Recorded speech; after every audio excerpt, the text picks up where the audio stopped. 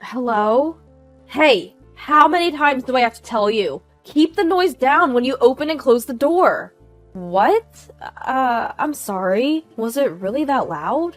If it wasn't, I wouldn't be calling, would I? Seriously? How many times do I need to repeat myself? The call was abruptly ended. Despite the brief exchange, it was utterly draining.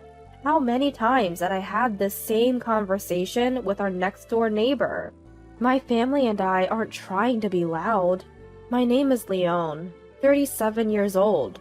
I work in sales administration for a medical equipment company. My husband Larry is on a solo assignment overseas, so it's just my 13-year-old son Steve and me at home. We live in an older apartment, but the location is great, so we love it. But there's one recent problem. A woman who moved in next door keeps lodging complaints against us. Even this weekend, the doorbell rang repeatedly, and I approached it with trepidation. How many times do I need to tell you to be quiet when you open and close the door? I'm really sorry. I wasn't trying to slam it. That's not my problem. Just be considerate, alright? Seriously. She just yelled and left. Her name is Dina. She's a housewife in her 40s with a high school-aged child. I remember feeling a bit intimidated by her sharp gaze when we first met. As I expected, the aggressive complaints are non-stop, especially on weekends. I told you not to stomp around in your apartment. It's so disruptive. I'm sorry. I'll be more careful. Come on, it's not just you living here. I genuinely believe we aren't causing any noise disturbances. Of course, my son Steve is a quiet kid, probably even quieter than the other units. In reality, I secretly think Dina's place is way more of a nuisance. Her high school-aged daughter, Vivian, loves blasting her music, and the sound leaks terribly. Even Dina's phone conversations are so loud they penetrate our walls, yet they turn a blind eye to their noise, while always pointing fingers at us. Especially in an old apartment, it's essential to be considerate of each other. It's bad enough when she rings the doorbell, but it's genuinely terrifying when she bangs on our front door. Your conversation is too loud. Please lower your voice. Yes, I'll be careful. Sorry. You know my legs are bad. It's already a hassle just to come out here. I see. So don't make me come to your door every time. Just give me your cell phone number. Okay. From that day on, the complaints started coming over the phone. I deeply regretted giving out my number on impulse. No matter if it was a weekday or a weekend, she didn't care. Turn down the TV! I can faintly hear it and it's driving me crazy. Yes, sorry. Is this volume okay? Keep all the noises down to this level! Seriously! I heard from the landlord that Dina's husband is also working away from home. We're in a similar situation. We should get along better, but the complaints and demands from Dina just escalated. The vacuum is too noisy! What kind are you using? Replace it! I just got a new one last week. It's supposed to be quiet. Ugh, it doesn't sound quiet. At least vacuum on Sunday mornings when I'm out shopping. With our relationship being like this, there's no way our kids would get along. One day, when Steve sneaked back into the house... What happened, Steve? Did someone chase you? I don't want Vivian from next door to see me. She might get rough. Rough? Did she do something to you? She's too hands-on, and she tries to get me to buy her soda with my allowance. Vivian doesn't have a great reputation.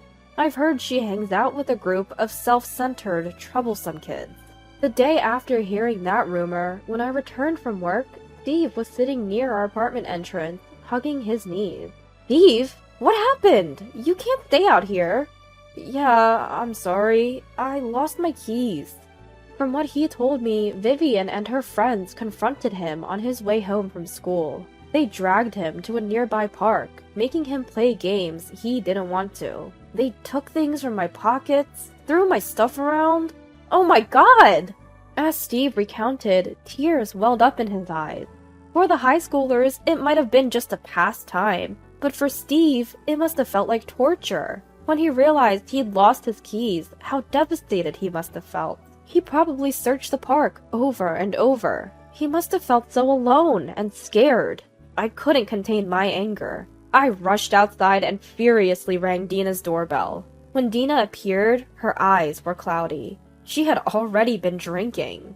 "What's up?" "My kid told me they had a run-in with your Vivian." "Really? Kids will be kids, you know. Stop making a fuss about it. I won't let this go. Ensure she doesn't bother my child again." She briskly closed the door after speaking her mind. I heard Dina shouting something, but I didn't want to hear it. From that point on, our relationship with Dina became even more strained. She began banging on our shared wall and tossing trash on our balcony. Talking to the apartment manager didn't seem to help. Dina wouldn't change her behavior. "This is quite a predicament," sighed the apartment manager, scratching his head. "I've had similar complaints about her. I've told her not to disturb the peace here, but it doesn't get through. She sure doesn't take advice well. If the apartment manager can't get through to her, what chance do I have? I guess her husband's away on business? Maybe she's just lonely," the manager pondered. "But that's no excuse to hassle the neighbors." "True, it's not right. I'll talk to her again." Is she so lonely with her partner away that she's resorting to making complaints and drowning her sorrows in alcohol? If that's the case, it's genuinely heartbreaking. But I can't fathom dealing with stress in such a way, yet Dina's complaints continued relentlessly. Even when we thought we were quiet, she'd always find something to nitpick. Thanks to her, we never got a moment of peace. The thought that the constant complainer next door might be eavesdropping kept us from even laughing freely. Recently, there have been loud knocks on our front door in the evenings. When we checked the security footage, it appeared to be Vivian's doing. The knocking continued until the apartment manager threatened to evict her. With such overwhelming stress, day in and day out, both Steve and I were totally drained. One day, I phoned my husband Larry, who was overseas, to fill him in on the situation. It's just, I can't believe, of all people, she moved next door. Is that what's been happening? How about Steve? Any more issues with the girl next door? I think it's better now. Probably thanks to the apartment manager laying down the law. We've told Steve to consult the property manager in emergencies, like if he loses his key. I felt guilty burdening Larry with this while he was on a work trip abroad. Being away, he might worry even more, but I had to share my feelings. I felt like I'd fall apart if I didn't talk to someone. That's when Larry spoke up. If you're feeling down, maybe you should take a break to de-stress. De-stress? My business trip will be over soon, right? Work's been easing up. I have some free time now. Are you suggesting? Yeah. What do you think? It's a great place here. A few days after that conversation, my cell phone rang. It was from Dina. I wondered what was going on and answered. Hey! How many times do I have to tell you? The noise from the kids is too loud! Do something about it! What? Kids? Yes! Think about the neighbors! Fix this, now! Dina sounded slurred, probably drunk. She kept shouting without really hearing me. Trying to calm her down and get her to focus was a challenge. Please listen. I'm currently abroad with my child. What? I'll hang up for a moment and contact the apartment manager. Panicking, imagining the worst, my hands trembled as I operated my phone. Fortunately, the apartment manager answered right away. Hello? Oh yes, it's about apartment 302. Yes, that's right. Maybe... The apartment manager had noticed something odd about my place almost at the same time I did. He found it strange that the lights were on even though I was supposed to be on a trip. He assured me he'd call back once he figured things out. About 30 minutes later, the news from the apartment manager was pretty much as I feared. The apartment was swarming with police officers, and we had no choice but to return home immediately. When my child and I arrived back at the apartment, both the apartment manager and Dina were there to greet us. Dina looked utterly defeated. I'm so sorry for what my daughter did. Right. It was Vivian and her friends who had broken into our apartment and created chaos while we were away. After Steve had been harassed by Vivian and her crew, he realized he lost his key. Turns out Vivian had stealthily taken the key from Steve's belongings. Sometime after that, Vivian got wind that we'd be away from our apartment for a long time. She might have overheard my conversation with the apartment manager. Seeing us leave for our trip, she and her friends seized the opportunity to sneak in. They partied so hard that eventually a police officer had to step in. Our apartment was a mess. Vases and mirrors were shattered, wallpaper torn, and graffiti was everywhere. There were discarded candy wrappers, instant noodle cups, juice cartons, and plastic bottles all over. The police officer had instructed that everything be left as it was until we returned. Seeing the state of the apartment, forgiveness wasn't an easy option. Regardless of it being a child's mischief, there were clear boundaries crossed. I'm so sorry. I'll help clean up. Thank you. I'll pitch in too.